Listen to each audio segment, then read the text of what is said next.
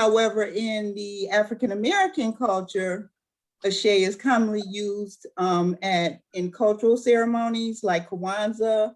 It's expressive and it's kind of like the statement Amen, and so it is. But Ashe, for the purpose of this webinar, we're gonna, like you mentioned, we're gonna invite the ancestors to join us in this space. And Ashe can mean be with us, like you said, inviting the ancestors to come into this space. So if you can unmute yourself, or I don't know, Laree, if they're still muted, if you can unmute it, I would like to reverence and have you reverence maybe family members, your loved ones, friends that have passed on, and invite them to come into this space with us. So I'll start us off by saying Ashe Josephine, which was my mom's name. So you guys can just chime right in. I don't think the group is that big. So if you have someone that you would like to reverence, just say Ashe and then that person's name to show reverence and invite them to be with us in this space. Okay, I see the hands. Troy Carey, go ahead. Ashe, Troy, Ashe, Mary Carpenter. Okay. Felicia. Ashe, Addie Graves. Bernice. Ashe, my mother Bernice. Joseph Sanders. Ashe, John and Bertha Sanders. John Cromley. Ashe, Johnny, my father. Bruce Anderson. Hi, Ashe, Charles Wood. That's my grandfather. Susan Morley. Ashe, Jerry Gardner. Kayla Bergeron. Hi, Ashe, my 33 colleagues I lost at the World Trade Center site 20 years ago. Wow. Susan, did you go? Susan Morley? Yes, I went, Jerry Gardner. Okay. Dwight Elmore? Ashe, Arizona Elmore, my mother.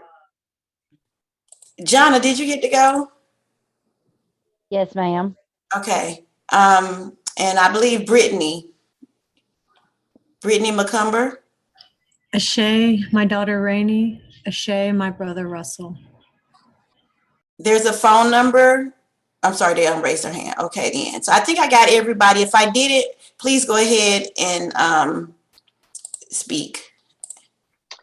I'm Amanda Martin and Dale Martin, my dad. Ashe, I'm Dale sorry, Martin. Dale Martin, my dad, yes. Absolutely. Thank you. Angela? Ashe, Verna Willis, and Lily Green. Thank you. That's all the hands I have right now. Okay, well, thank you so much for sharing your loved ones with everyone. And it is something to reverence those individuals. Even with the Black Lives Matter, you hear people saying, not necessarily Ashe, but say her name when it comes to Breonna Taylor. So, you know, that kind of gives power to those people that have passed on, and also, you know, allows them to be with us, to continue to be with us. So thank you again for sharing that with us all. The objectives for today are going to be to define grief and loss, identify some components of grief and loss, explore factors that affect grief and loss, and then try to look at a video that helps us to help our grieving peers or possibly people that we work with in the field. And then we'll have a discussion. So moving right along, or with that being said, hold on one second, trying to get this together.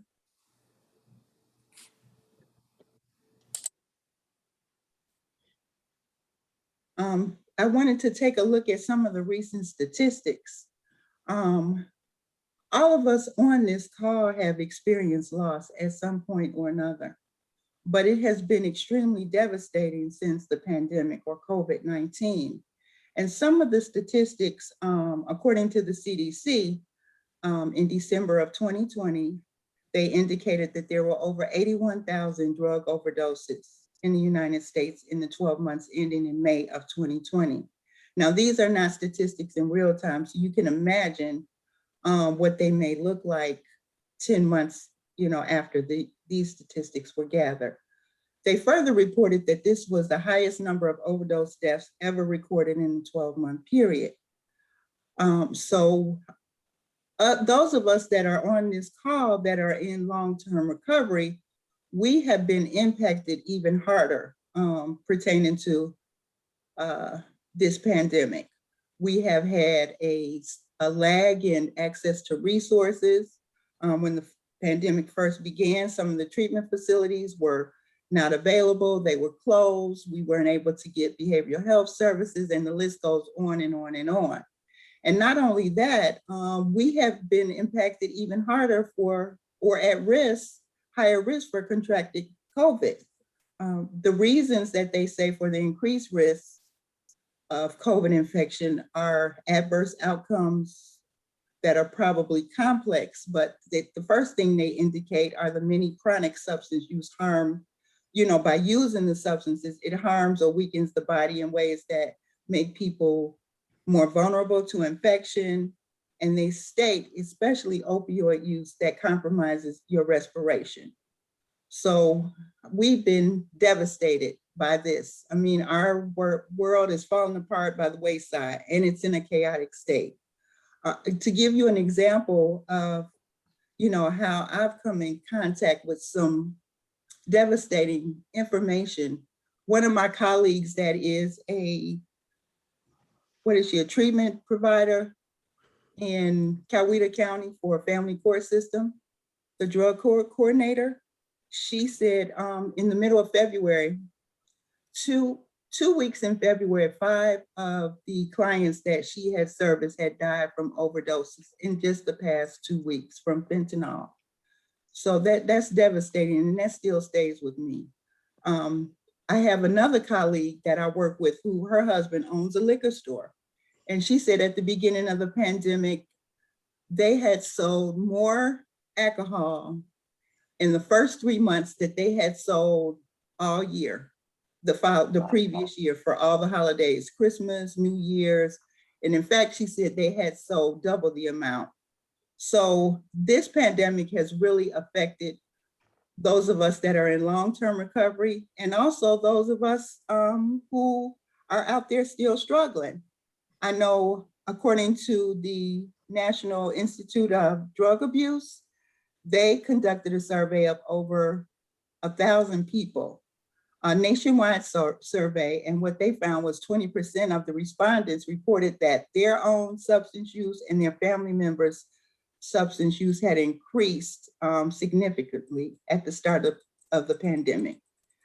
Also, they showed, according to Millennium Health, and they do the urine tests, so they had surveyed 500,000 people who had taken urine screens, and they showed an increase in mid-March of last year for cocaine up to 10%, heroin was up 13%, methamphetamines 20%, and non-prescribed fentanyl was 32%. So, we have really been impacted over the last year, those of us in recovery. So I just want to ask you, what do you think of when you hear the term grief? And you can raise your hand or unmute yourself. I don't know what's convenient.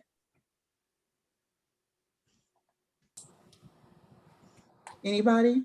I think of sadness. Sadness. That's correct. Anybody else? I think of I'm loss. Bruce.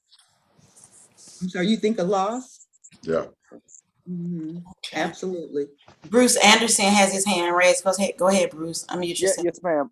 So I think of maybe thinking I may have played a part in something as far as that grief goes, some kind of shame. Okay. I guess that would depend on the loss and what you ascribe to that. So yeah, well, grief is the physical. Wait a minute. I got 2 more hands. Okay. Sorry, but not sorry because it's good. We're getting the good interaction. Bernice, go ahead.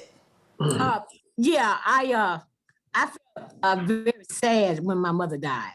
Absolutely. I felt like it wasn't her time, but I had to realize that God is in control. And that he is. Yeah. Amanda Martin. I think of grief of like a circumstance, like you were sharing about the fentanyl, the overdose. I think of the circumstance that happened, not just, like someone losing a life, how they lost their life, right? The circumstances that led up to my grief, right? If that makes sense. It does. It makes perfect sense. And we'll talk a little bit about that because that ties into your spirituality when you start thinking about, the questions and the context in which it happened. So you're right. Everyone's right. Grief is different for different people. Dwight Gilmore. Yes, This is in the my last case, hand I it see. basically was, in my case, anger because my brother, he was killed. And so I was angry to find out. And then, dealing with the anger that somebody had killed them. And then it was during the holiday time. Absolutely. That is definitely a part of grief as well. Like I said, all of you guys are right, And I'm sorry, did I hear someone else? It took me a second too, but I figured it Wait a minute, hold on. Yeah, you got some people in the background. Dwight, mute yourself, please. And Paul Thompson. That is meeting. Okay, there you go. That's all the hands I have, Ms. Gail. Okay. So grief, like I said, you are all correct. It could be different things to different people. So you want to keep that in mind too when you are, working with your peers and trying to support them. Just because you're angry, or you experience anger or what have you, that doesn't necessarily mean that that's what the other person is going to feel as well. The same thing with sadness, you were very sad. That doesn't necessarily mean that that's how someone else would express their grief. So we want to try to keep an open mind when we're trying to be supportive of the others, but it's all correct. It's all right. It's all right. Grief is the physical, emotional, somatic, cognitive, and spiritual response to actual or threatened loss of a person, a thing, or a place to which we are emotionally attached. And we grieve because we are biologically willed to attach. We come here attached. So, and then when we lose that attachment, we typically grieve. It's a process of coming to terms with the loss in our lives. Yeah. And almost like I said, from the very moment that we're born, we must deal with loss. And again, we're taught to obtain things and gain relationships and, but we're rarely taught how to deal with loss and grief. But it is universal and it is inevitable.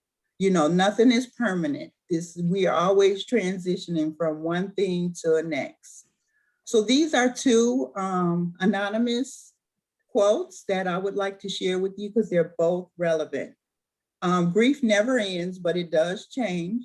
It's a passage and not a place to stay. Grief is not a sign of weakness nor a lack of faith. It is the price of love. And sometimes the harder you love, the harder you grieve. The grieving mind finds no hope after loss, but when you're ready to hope again, you will be able to find it.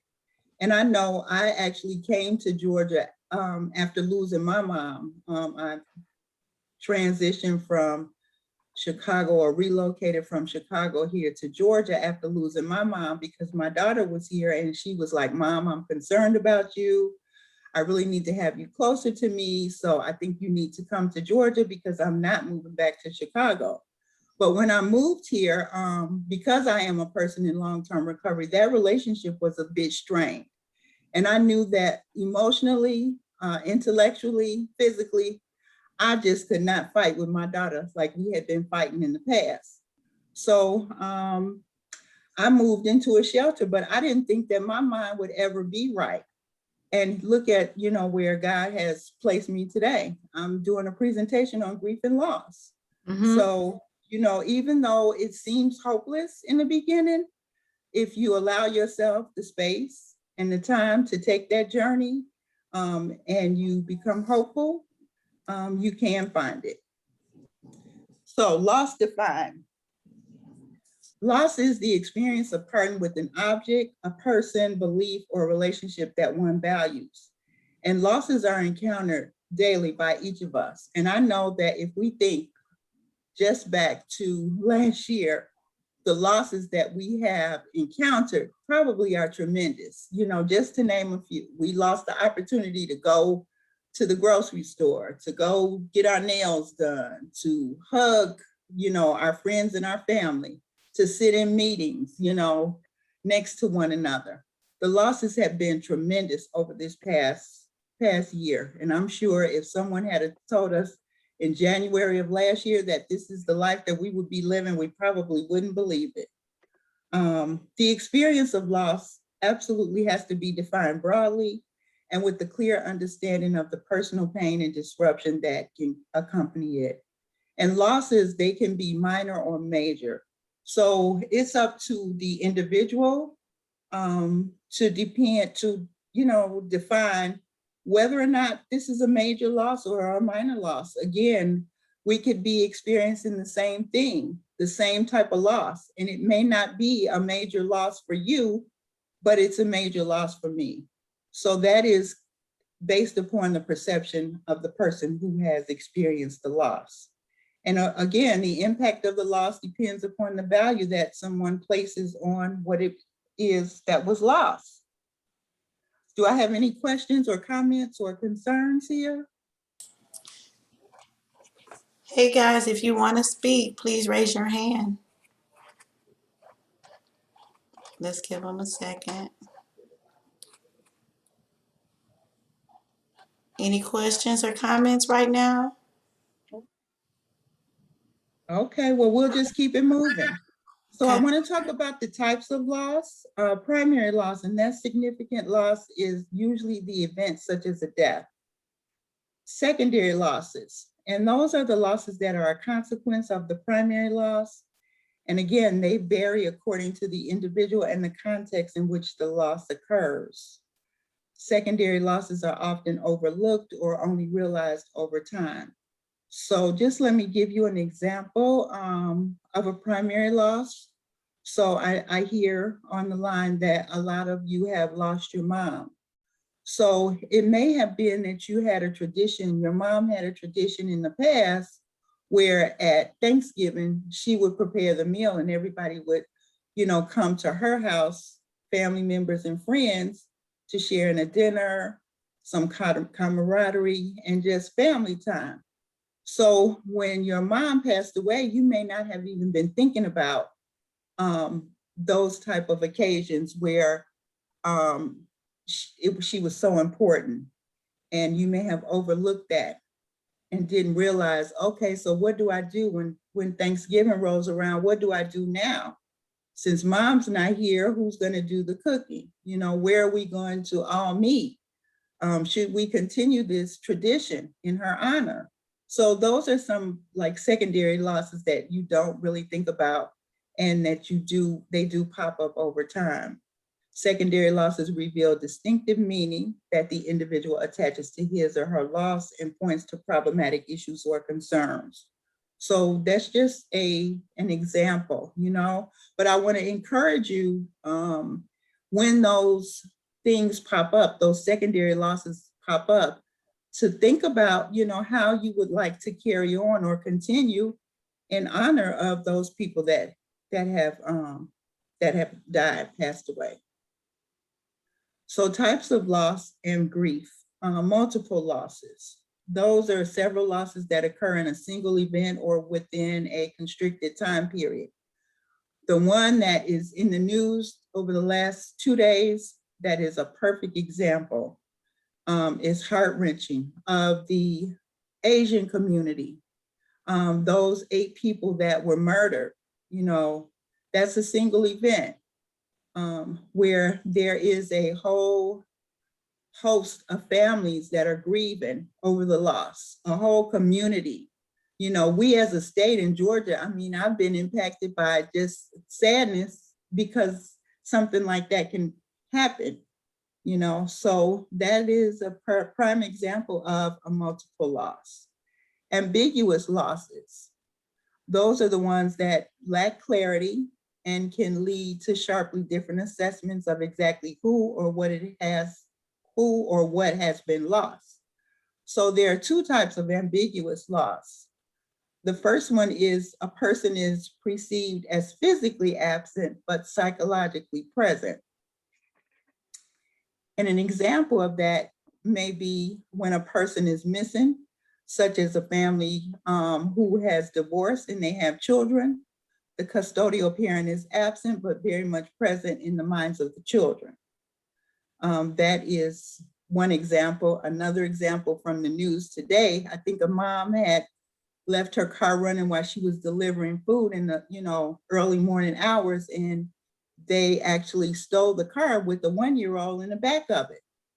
That is a ambiguous loss as well. She was pleading for the return of her child. She said, I don't care about the vehicle and everything that was in it. I want my child back. So for her, that child is physically absent, but very much psychologically present in her mind and in her heart. The second example of an ambiguous loss is a person that is physically present, but perceived as psychologically absent. And the example of this, which I think some of us can relate to, is when a family member may be psychologically absent due to addiction and experiencing some type of ongoing distraction or obsession is taking place. And I can remember as clear as day, one day I walked into the house and my mom said, "Who are you? You are not my daughter." This is when I was in my active addiction.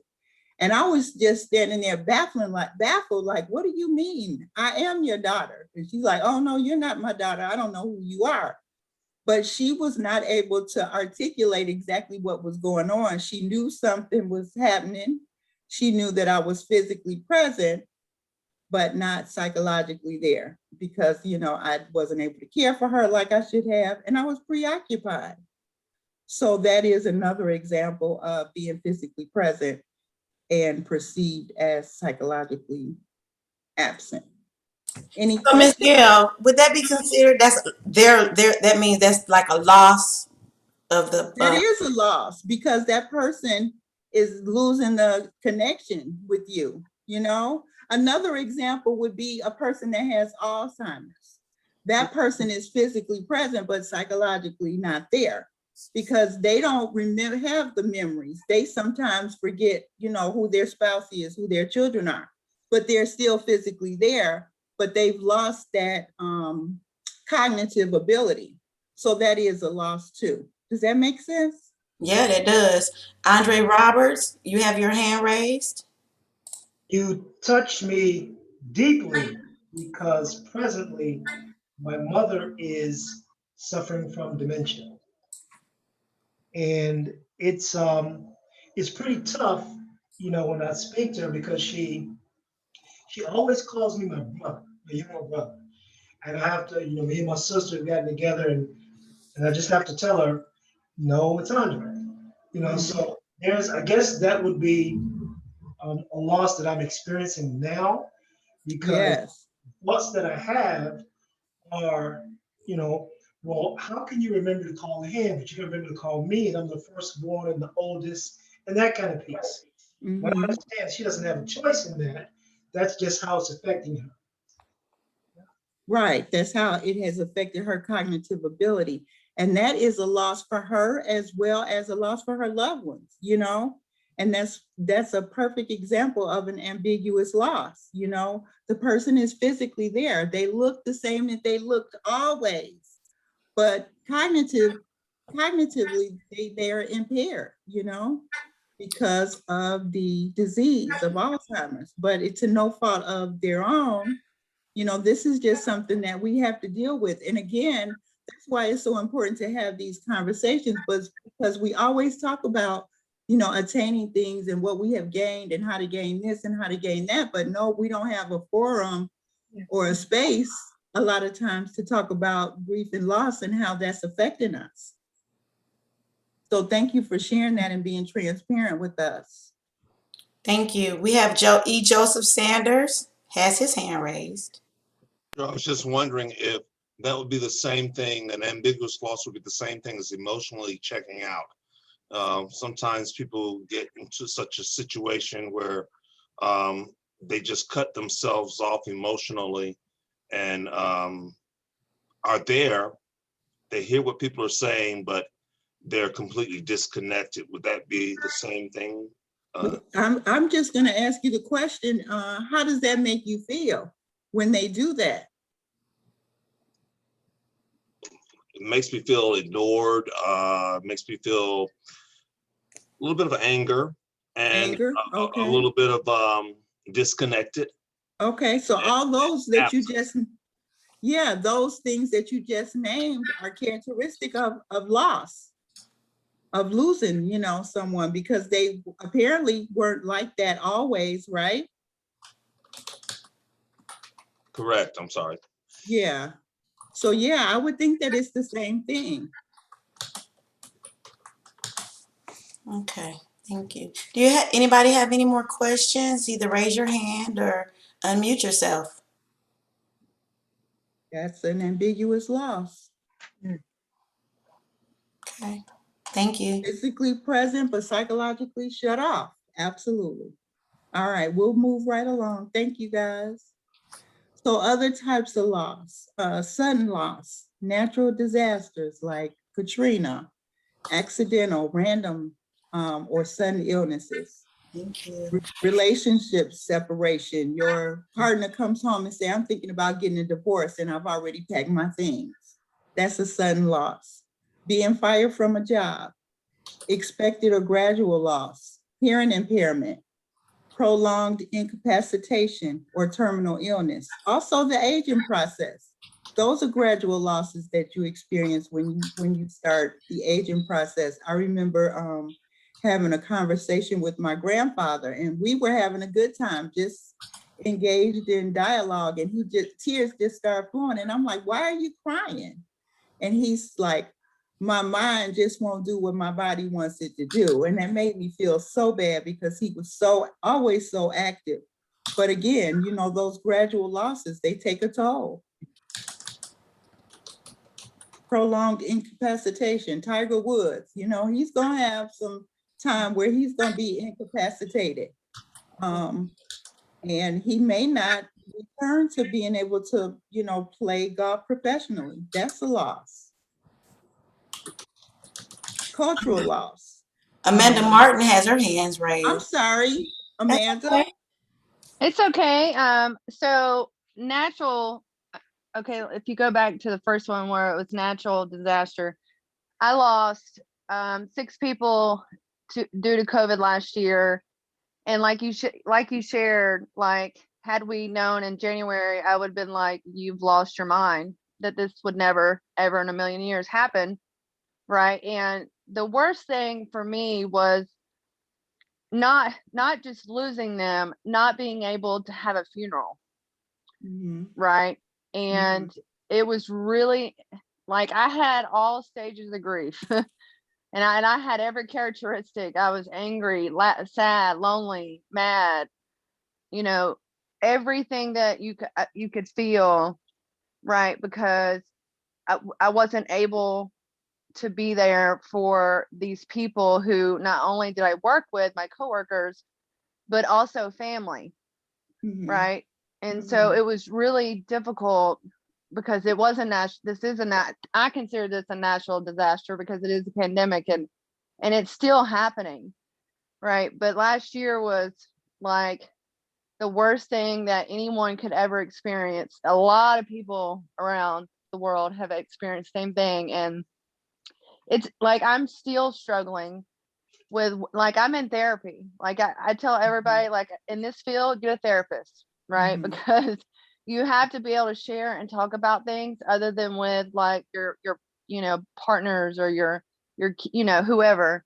Because, you know, I know last year losing those people, it really was difficult because it was a different situation where we couldn't go see the people. We couldn't have, you know, a viewing or a funeral service. And I'm watching people be put in bags in New York City in the streets, right? And so it really, and everything that's transpired this whole year, not just that, everything. And it's just like, it's lost and so many different types of losses. So I don't want to get started because I could talk about this forever. No, And thank you for sharing. I yeah, appreciate that. And you're yeah. right. I don't, you know what, I guess the pandemic is a natural disaster, but for me, losing people to COVID, even if they had been ill prior to, those were sudden illnesses that, you know, Oh, just came absolutely. upon people because they were well and fine and healthy one day, and then 3 days later, they may have been sick and flat on their back. And you know, you bring up a good point. Not only are we grieving the loss of the actual deaths, there's so many other things that we're grieving the loss of as well. Not being able to go to the hospital, not being able to sit by your loved one's side, you know, all those things, funerals, you know, Oh, not yeah. being able to have a funeral. Now, you know, with this pandemic, they have something called Thano technology where they are actually doing funerals on the internet. So they give you a number. It's virtual. They give you a number and you scan that number in and you're able to attend that funeral. They have virtual flowers, virtual chapels, virtual cemeteries, virtual headstones, the whole thing, so that you have some type of closure. And that is really different for us, you know, especially in the African American community. We, you know, want to get together. We want to have a repast with the family members, with friends, go to the funeral home. My uncle passed of COVID early this year, and they did his funeral on YouTube. I mean, it was just so unfortunate because a lot of funeral homes are not letting people in no more than, you know, 4 or 5 family members. And some funerals are doing drive-through funerals where you drive to the funeral home and view the body. It's all different, you know, than what we're used to.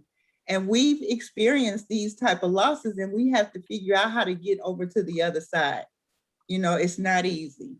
It's not easy. And I think that for me, like today is my 10th day on COVID.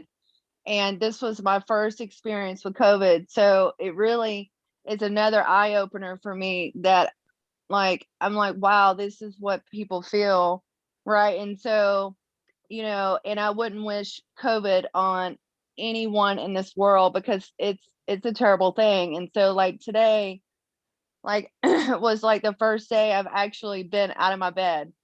Right. God amazed me. Like I was like, did not think I thought I was gonna be admitted into the hospital. So I'm very blessed. Like today it's starting to like get over the hump and it's just day 10. And so I'm really blessed that I'm able to do that and had been out of bed all day and had a great day and I've been on the phone all day. So yeah, that's all I got. Well, I'm glad that you're feeling better, Amanda, and just look forward to the best is yet to come. That's it. Yeah. And thank God that, you know, you're over the hump. Oh, yes, ma'am. All right. So we're just going to move forward and talk about additional types of loss and cultural loss. Loss related to relocation, migration, or immigration. And, you know, perfect example in the news, all you got to do is turn the television on. In the last 48 hours, I mean, I've been able to develop this presentation based on information that, you know, is happening in the world today. At the border, you have thousands of unaccompanied minors trying to cross from Texas here. Can you imagine? And these are minors. They're leaving behind their place of community, their cultural identity, their traditional resources, and they don't know what they're walking into. It's just an unpredictable situation. On a lighter note, for me, when I moved to Georgia, I was looking for deep dish pizza and Polish sausages. So it was a cultural loss. If anybody is on here from Chicago and familiar with Jewtown, they have these Polish sausages and hot dogs that are just fantastic. I couldn't find any of that in Georgia, so I experienced a culture shock. cultural loss, you know, can be really challenging as well. Andre Roberts has his hand raised. Mr. Roberts? Gail, you keep poking at me. Stop. I Fortunately, don't mean to step on your toes, Mr. Roberts. What's going on? fortunately, I was in Chicago visiting my family in October, and I was able to get some pizza. Okay. And it is the best. Now you're gonna make me, you know, you're gonna make me hungry here. Right. Harold's chicken, all that kind of stuff, right? Yes, absolutely.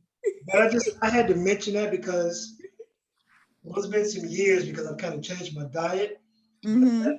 Initially, and I've been here over 30 years now, but initially, when I first moved here, it was a shock. Like I couldn't find the types of foods that I grew up loving for so long. Yeah.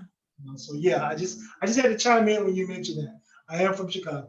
Okay, Andre, I had to change my diet too. I no longer eat meat. I'm a pescatarian, but when I first got here, like 6 or 7 years ago, I was looking for all that stuff. And it was a culture shock. I'm like, oh my goodness. They sent me to what is it? The hot dog place down in Midtown. Doesn't compare. No, what is it, y'all? What do you have? What do you have? Varsity. Yeah. Yes, that's it, the varsity. And I'm like, this ain't go get it, forget it. Does not come. So yeah, that was a culture shock for me. Yeah. And then just moving right along, we have the anticipatory grief. And that's grief that begins in the anticipation of a loss. And usually that's applied to people that have a terminal illness. So for example, if the doctor says, I'm giving you 6 months to live, you are anticipating the end of your life.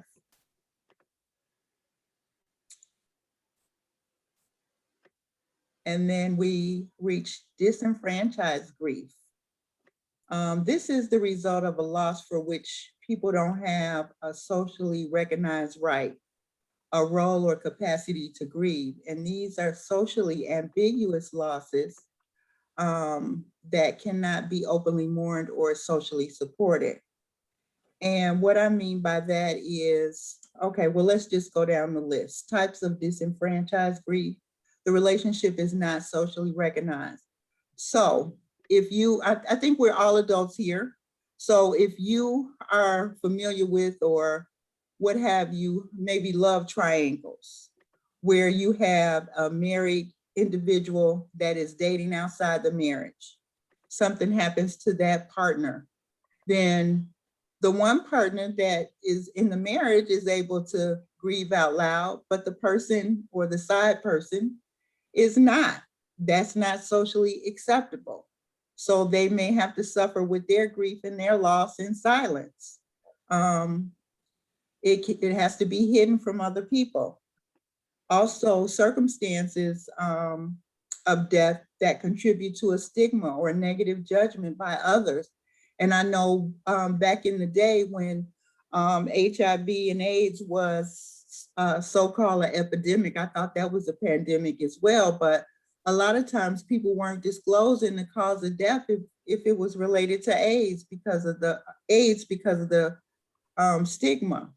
You know, you may have also the death of an ex-partner or an ex-lover. You know, you may not be welcome to attend funeral services or, you know, reach out to the family.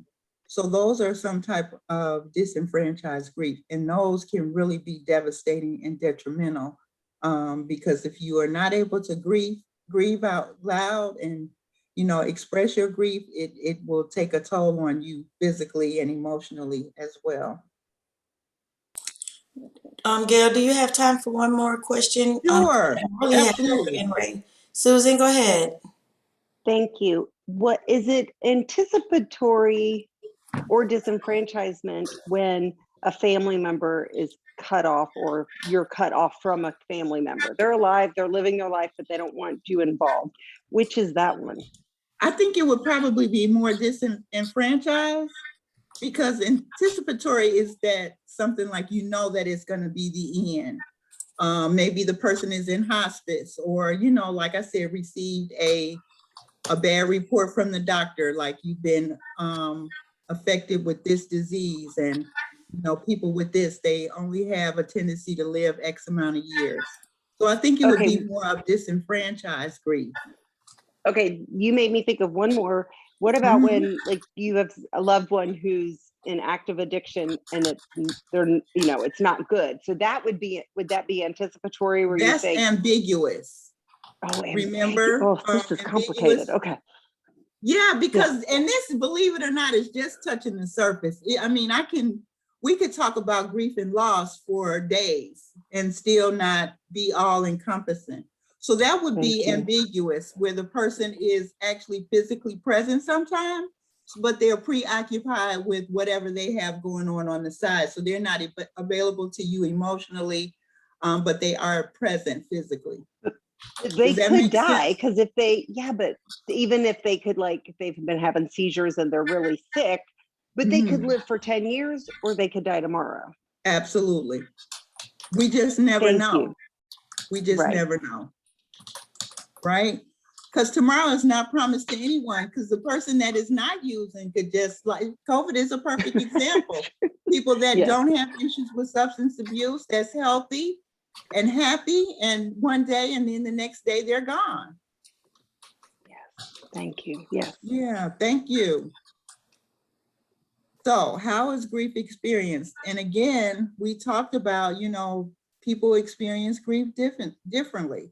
It can be cognitively, where it's common for the bereaved to complain that they just can't focus, or their minds seem to wander. Preoccupations with thoughts of images of the deceased, and just the inability to concentrate. And then emotionally, although we expect people to be sad and to cry, this is not always the primary emotion that, you see individuals experiencing. They can be experiencing hopelessness, and that, is not as visible. They can have anxiety. And I can't remember who it was that said they were angry because their loved one was murdered. They can be experiencing anger, numbness, abandonment. All those are emotional ways that people grieve. And then physically, our bodies carry the weight of our grief through physical symptoms, like we could develop migraines, insomnia, or sleeping too much, a lack of energy, tightness in your chest, hypertension, all those things. Spiritually, we search for meaning, and someone had mentioned that earlier. We make an effort to make sense out of the loss and accept it within the context of our religion and or our spiritual beliefs. We may begin to question our heart and the meaning of life. Why am I here? What am I going to do now? Who am I now that that person is gone? And then behaviorally, some of the behaviors in which the bereaved individuals engage in can be quite subtle, but then they can be very common. The ones that are common are crying. Sometimes people withdraw. Sometimes they engage in unhealthy behaviors. Their work performance can be impaired. So grief looks different for different people. Economically, we don't often ask or even think about this issue when we think about the bereaved person, but this is an area that can be of immense concern. For example, if the loved one who died was responsible for paying your children's tuition, it may mean that you have to uproot your children, and change their environment. It can also mean that, your way of living, just your daily living can be impacted because you are not financially stable to maintain. It can also mean homelessness. You might lose the home that, that you were sharing with your loved ones. And then there are socially, the many effects that grief can have on bereaved individuals and how they interact with others socially. You may have vacationed every year with 4 other couples. And now that you are solo, what does that mean? Do you want to continue to vacation with these other couples? So, it may impact your interpersonal relationships.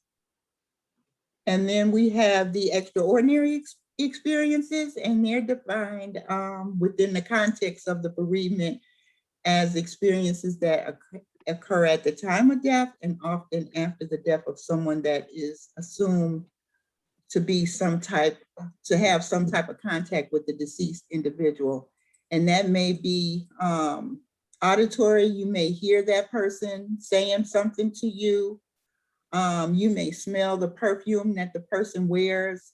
Even though you change your linen, you may still smell that person, you know, in the bed. You might have visual sightings of that person, and sometimes even dreams.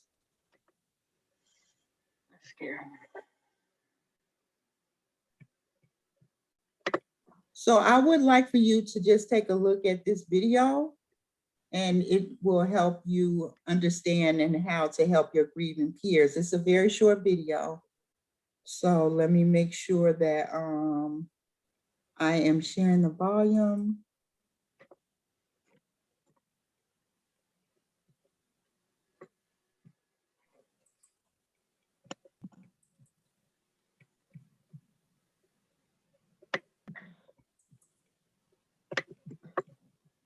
Let me know if you can hear this. So what do we do about all the pain we see in the world? We can hear it. All the pain we feel in our own lives?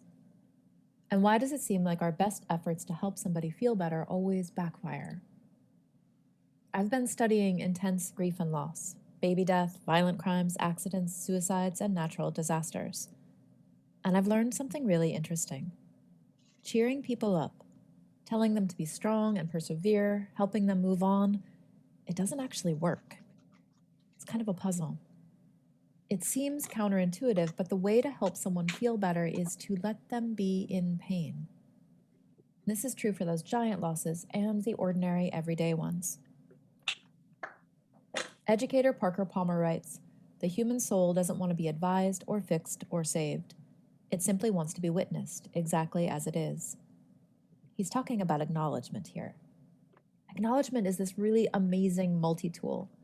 It makes things better even when they can't be made right. For example, somebody's struggling. Their baby died, or there's been a bad accident, or their mom got sick, and they're just sad. It's way more helpful to join them in their pain than it is to cheer them up. But here's what we tend to do instead. "You have 2 other children, you need to find joy in them." Or, "You know what you need? You just need to go out dancing and shake it off." Or, "I felt really sad once. Did you try acupuncture?" We're not really sure what to do with someone's pain, so we do what we've been taught. We look on the bright side. We try to make people feel better. We give them advice. It's not like this is nefarious. I mean, we try to cheer people up because we think that's our job. We're not supposed to let people stay sad. The problem is, you can't heal somebody's pain by trying to take it away from them. Now, acknowledgement does something different. When a giant hole opens up in someone's life, it's actually much more supportive to acknowledge that hole and let pain exist. It's actually a radical act to let things hurt. It goes against what we've been taught. In order to really support you, I have to acknowledge that things really are as bad as they feel to you. If I try to cheer you up, you end up defending yourself and your feelings. If I give you advice, you feel misunderstood instead of supported. And I don't get what I want either, because I wanted you to feel better. It's pretty rare that you could actually talk somebody out of their pain. Rarely does the admonishment to look on the bright side actually heal things for someone. It just makes them stop telling you about their pain. It's so tempting to try to make things better. When somebody shares something painful, it's much more helpful to say, "I'm sorry that's happening. Do you want to tell me about it?" To be able to say, "This hurts," without being talked out of it, that's what helps. Being heard helps. It seems too simple to be of use, but acknowledgement can be the best medicine we have. It makes things better, even when they can't be made right.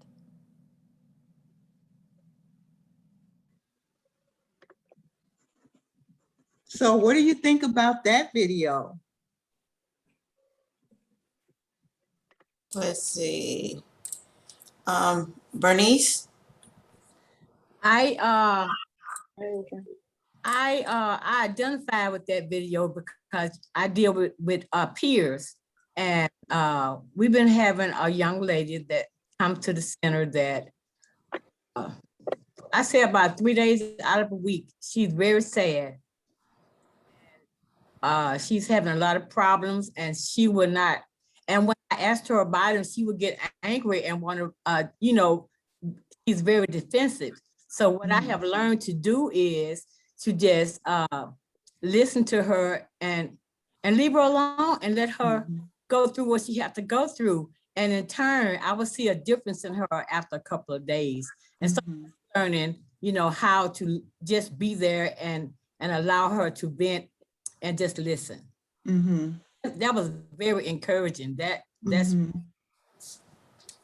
And it's okay to, to be silent. A lot of times we're really uncomfortable with being silent, but sometimes all a person needs is for you to bring them in your office and say, well, come on and sit with me if you don't feel like talking.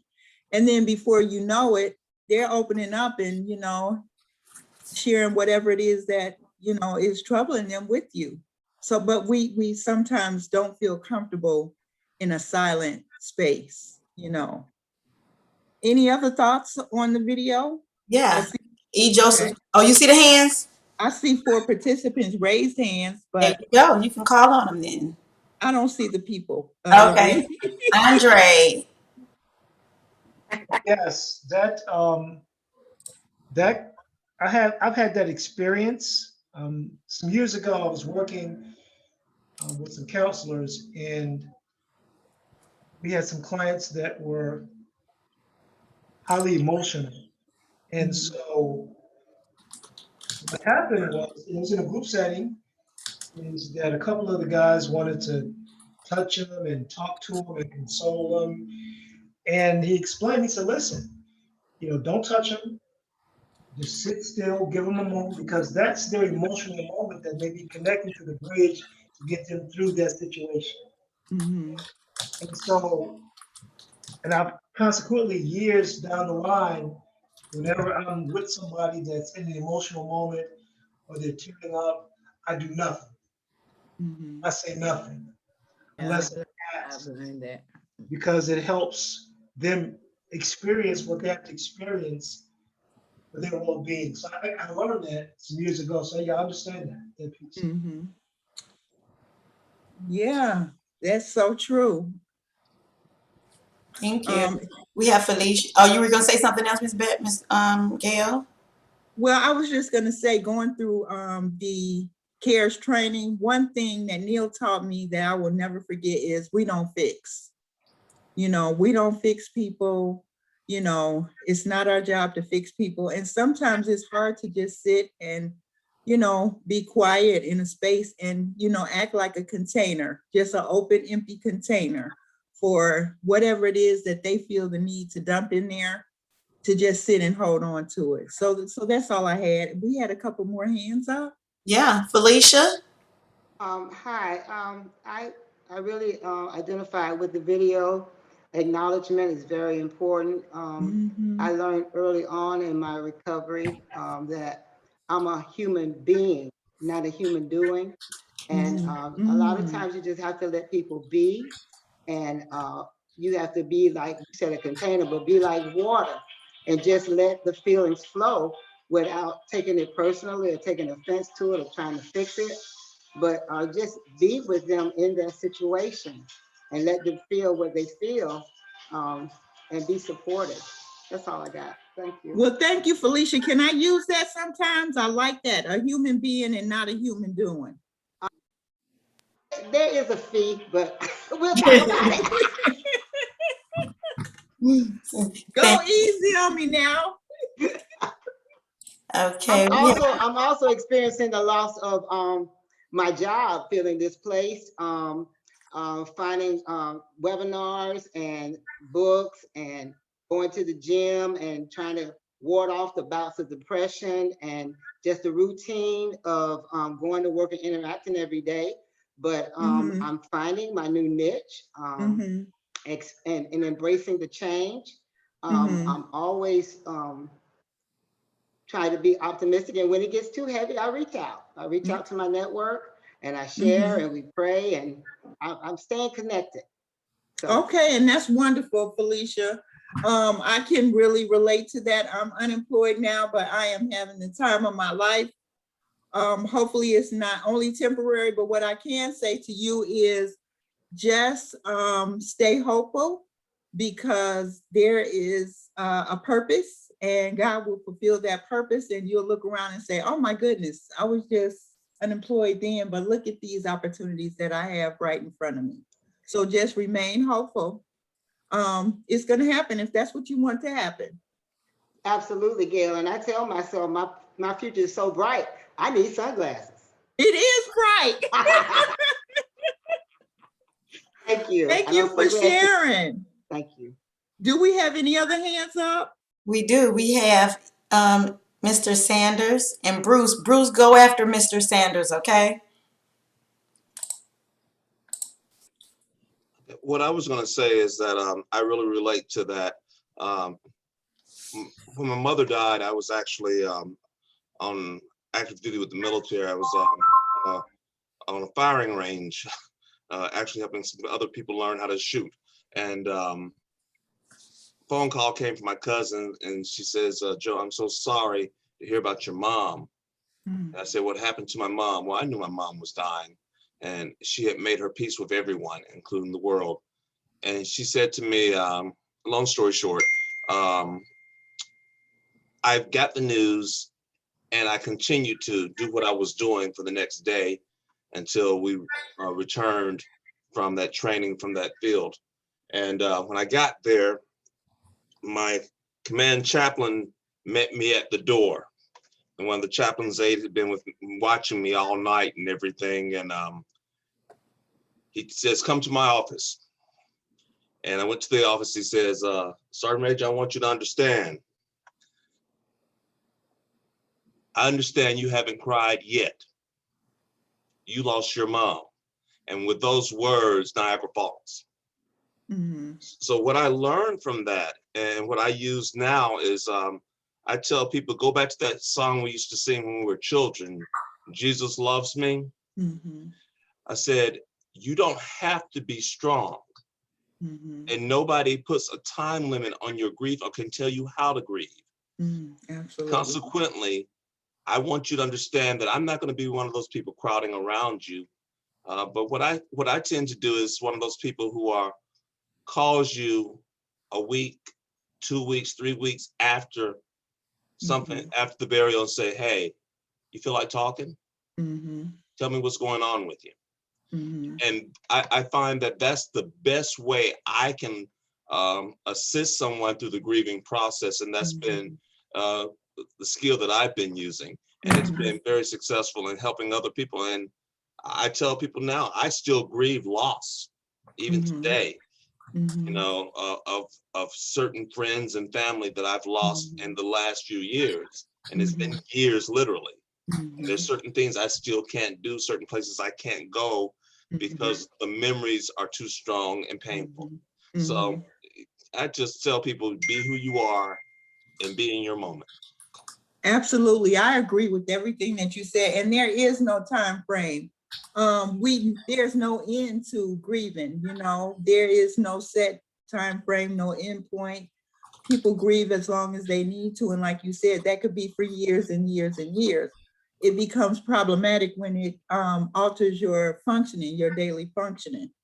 But, and at that point, you really need to seek some additional help. But you're absolutely right. You know, it affects different people different ways. And we're going to talk about some ways to be supportive. Sergeant Major, what branch of the service was that? That's the United States Army. Oh, the Army. Okay. All right. All my family members are Semper Fi men. You got a high rank there, huh? Yeah, I've been there for a few years. Okay. All right.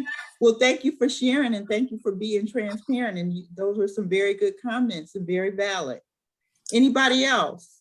We got Mr. Bruce Anderson. Okay, Mr. Yes. Anderson. Hey, so yes, it was very informative, the video was, and I like that I'm not a fixer. I can't fix nothing, right? So Absolutely.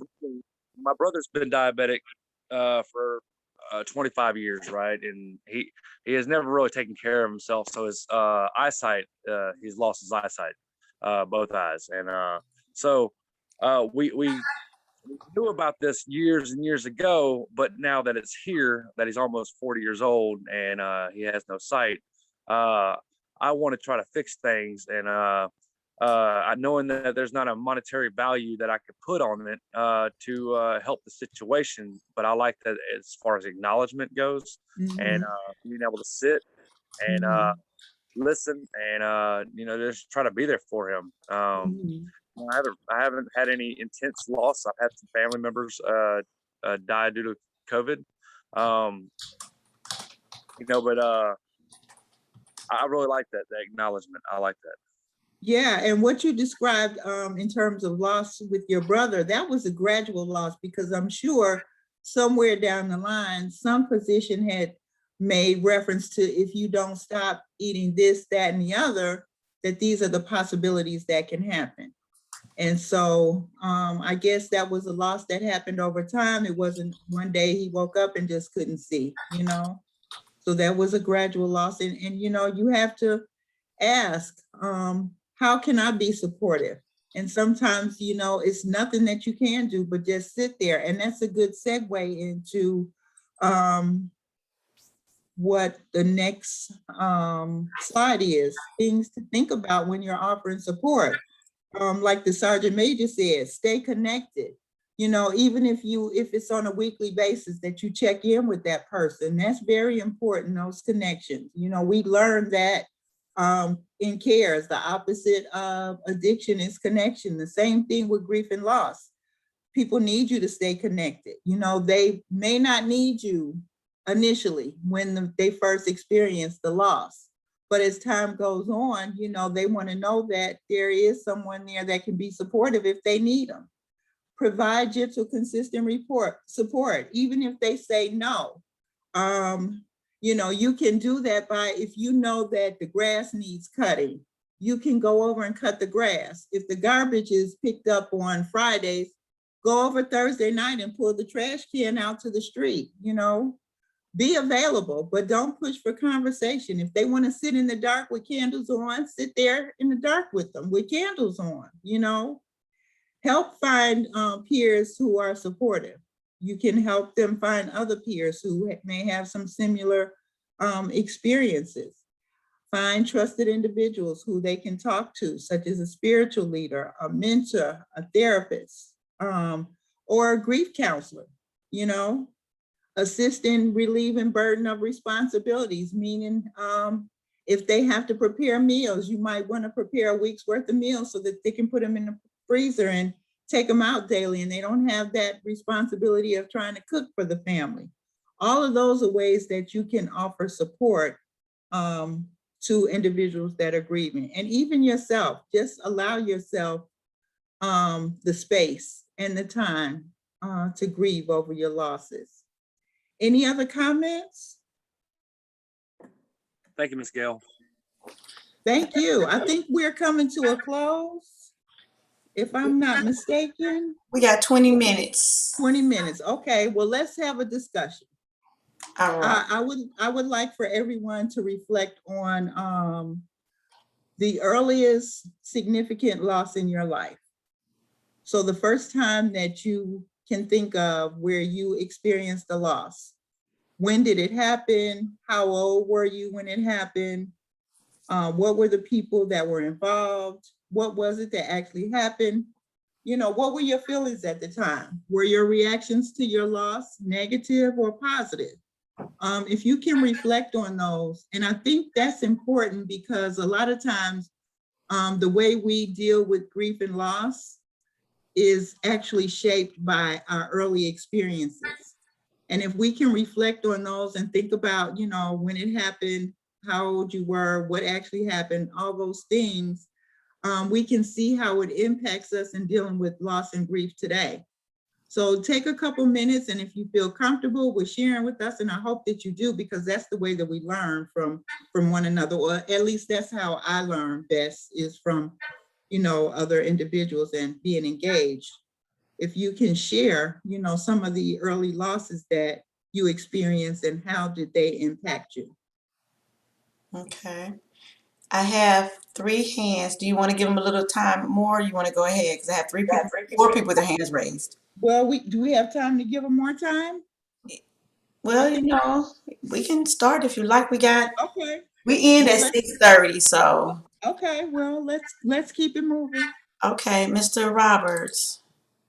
I'll keep it brief. I want to say I probably was 4 or 5 years old, and this was in the early 60s. My aunt had a boyfriend that was involved in a terrible industrial accident, but he was such a nice, like, I just really enjoyed his company, being around him, even as a little kid. Time he spent with me, and just those moments.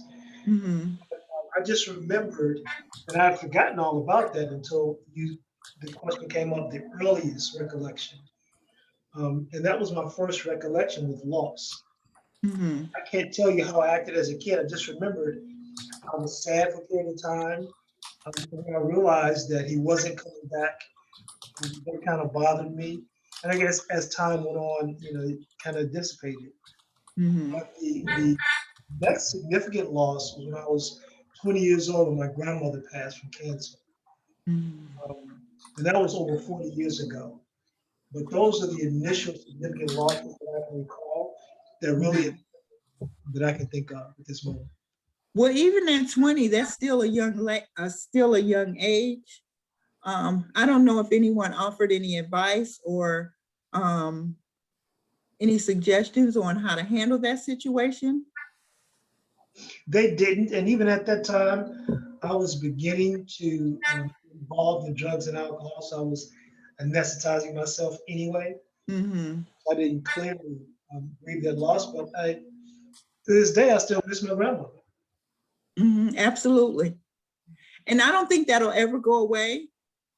But, in reflecting, if you really do some deep reflecting, this can help you when you are faced with grief and loss in the future, to know how you want to deal with it, how you want to help someone else, just being present with someone, or maybe providing some resources, or how you can be helpful.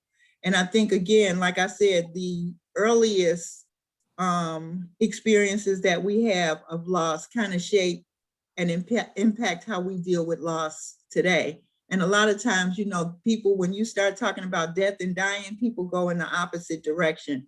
And I really think that there should be open dialogue about death and dying, because it is a part of life. You want to teach me how to gain some things, but you don't want to teach me, how to deal with the loss of those same things. So I think that if we can just engage one another, on this topic, I think that it would kind of reduce the stigma, or what have you, for lack of a better term, that surrounds having a conversation or dialogue about death and dying. Thank you so much for sharing that. Thank you. Anybody else? Yes, Ms. Crumley. Hey, Gail. My earliest recollection of a death was when I was 19 years old. I found my father dead from a massive heart attack.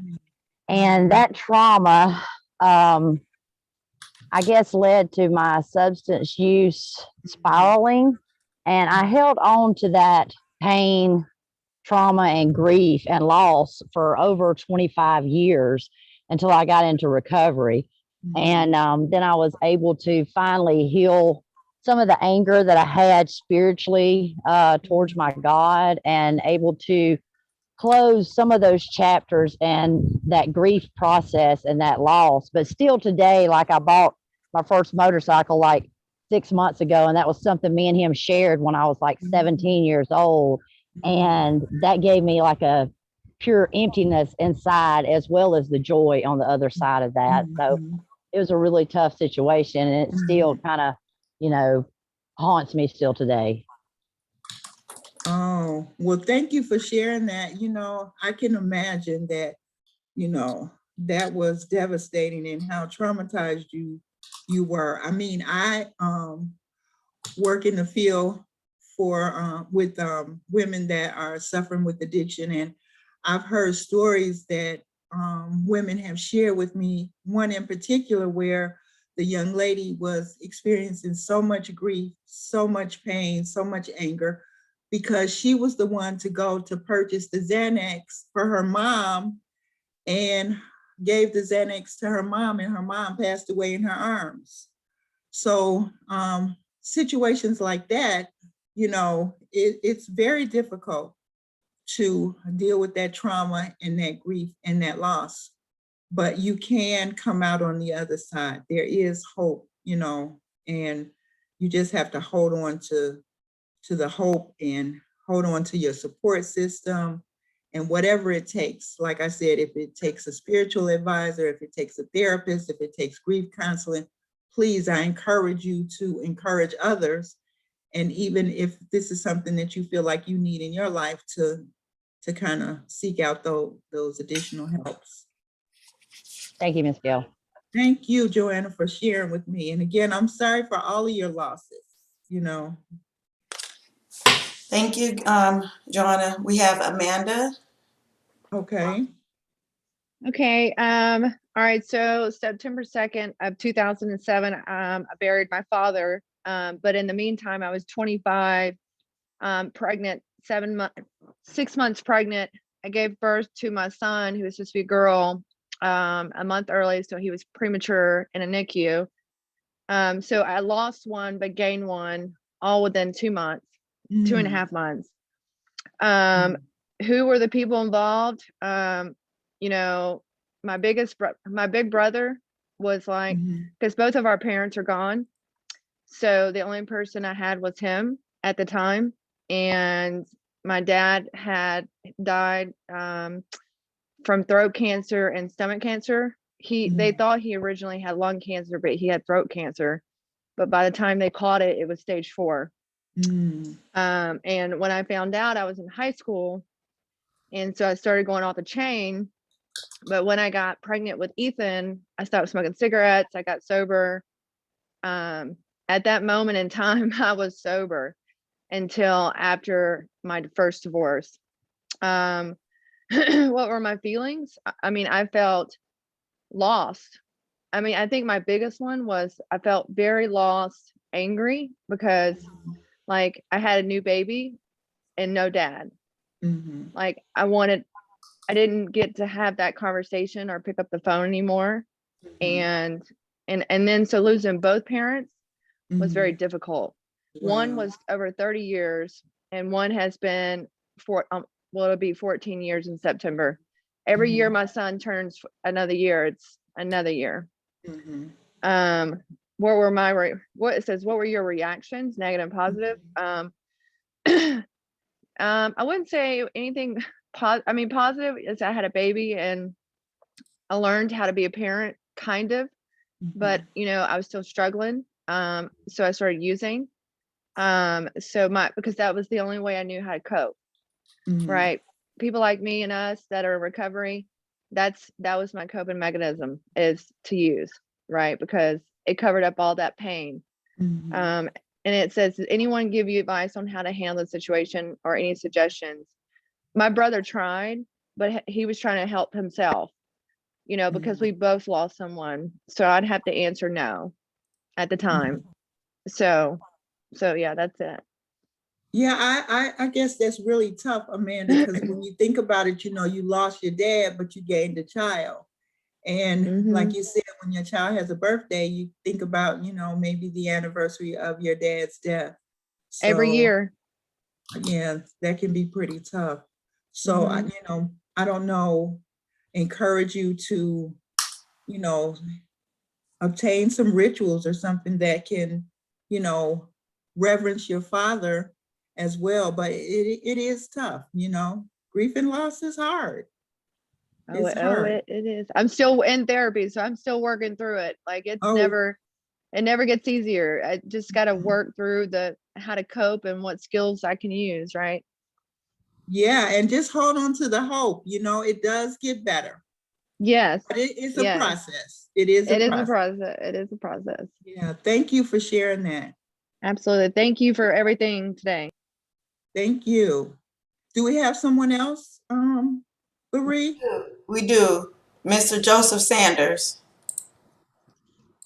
Okay, so my earliest significant loss was the loss of my father, and it happened about 3 years after he retired from the military. He was working, and I was 3 years old.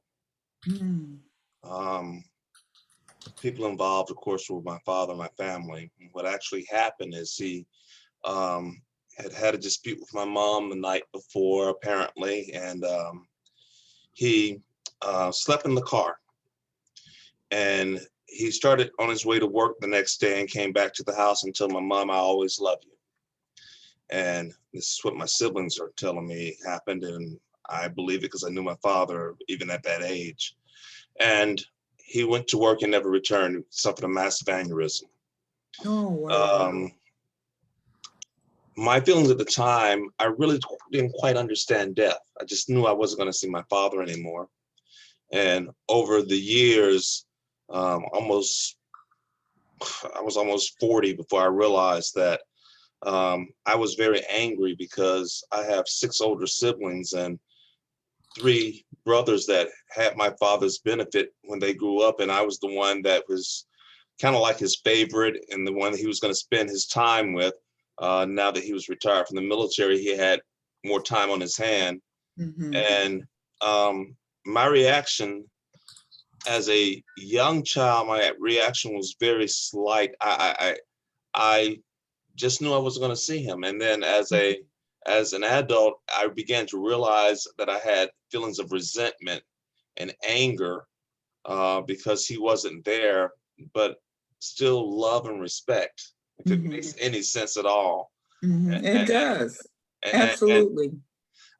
And I didn't start really getting over the pain until I was in a group setting with some peer and dealing with grief and loss in a depression group. And that's when I discovered that I was still, even at that time, almost 40 years old, still grieving my father's loss. Absolutely. Well, I'm sorry for your loss, and I know it is difficult.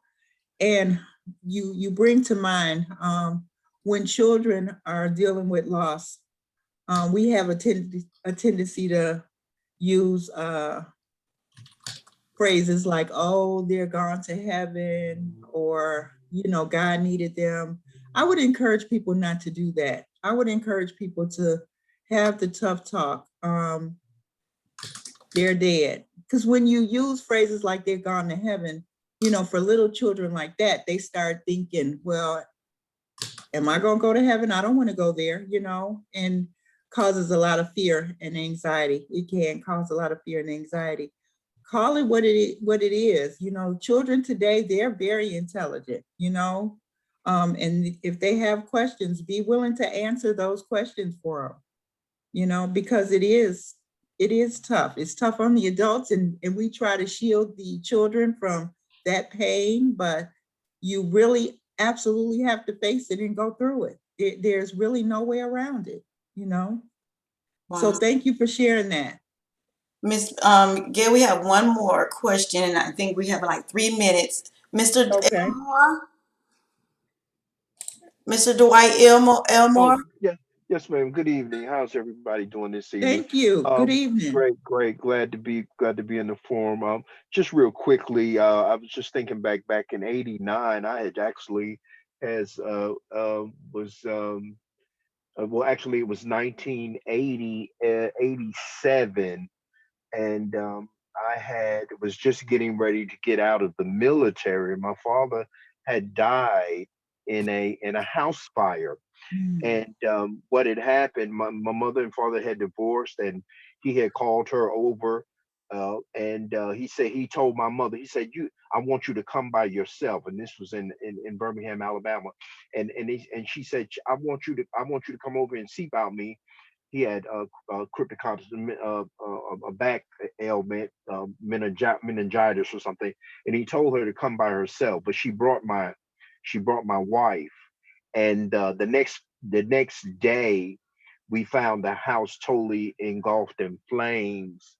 And it was kind of like a suicide thing. A heater had fell over and completely consumed the whole house and his body.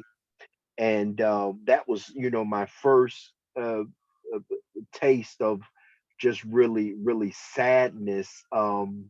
We didn't have a great relationship, but the way he died in that fire, where he couldn't even be recognized when they pulled him from the fire, it devastated me for so many years.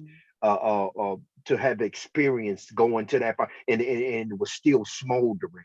When we got there, it would after the firemen had put it out, the smoke was still coming up. And Tragic.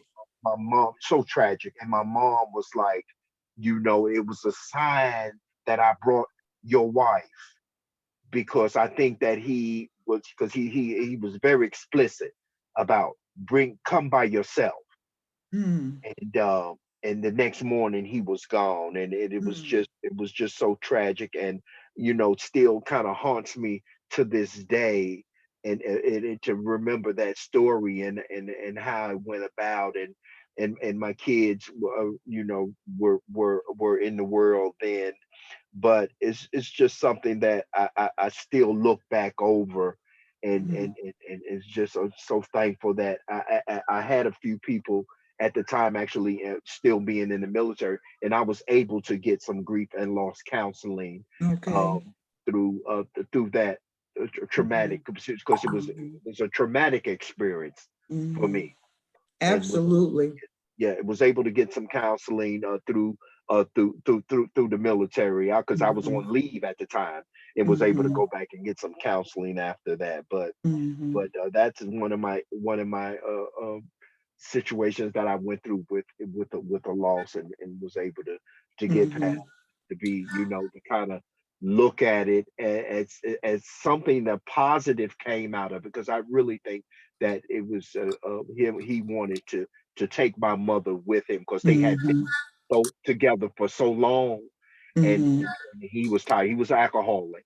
He was an alcoholic, and they were still able to get, I think, toxicology, and found that he had been drinking, and but thank you for there.